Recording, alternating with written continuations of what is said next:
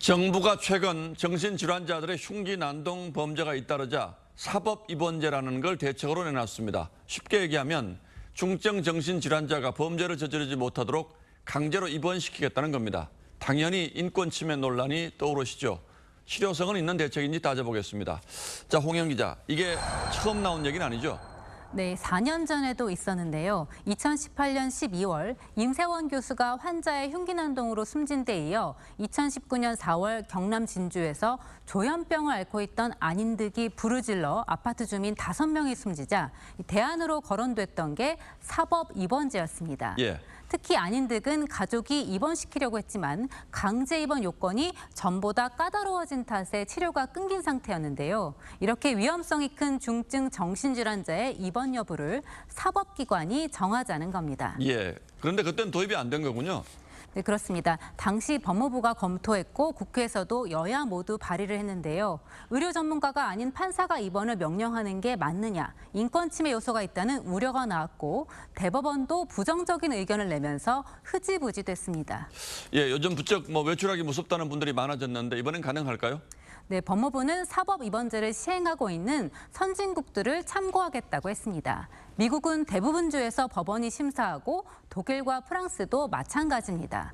영국과 호주, 일본, 캐나다는 전문가로 구성된 별도의 심사기구가 판단합니다. 예, 그러면 우리도 다른 나라 사례들을 좀 세밀히 연구해서 논란의 대책을 줄일 수도 있지 않겠습니까? 네, 그런데 문제는 우리의 보건 시스템이 외국과는 다르다는 점입니다.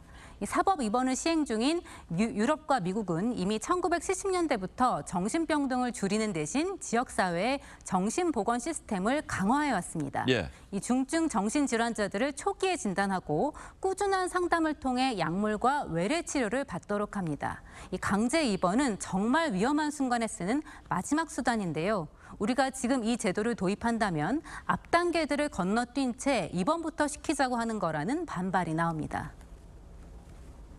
범죄도 안 했는데 혹시라도 이 사람은 위험할 수 있으니까 그런 시스템은 점점 세계에서 없어져가는 추세예요. 정신질환자들이 지역사회에 살아가게끔 상담도 해주고 도와주고 그건 안 하고 자꾸 입원 제도만 하는 거는 뒷감당이 안 돼요.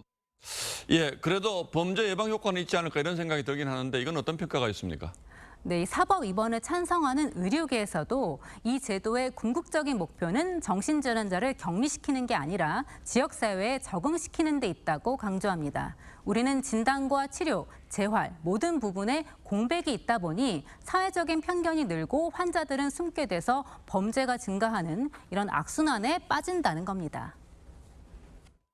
지역사회 재활 과정까지가 국가 또는 공공이 해야 되는 게 이 제도의 핵심인데 그게 아니라 정신질환을 위험하니까 격리시켜야 된다, 입원시켜야 된다 이 얘기만 나오게 되면 당연히 불필요한 사회적 논쟁으로 이어지게 될 수밖에 없거든요.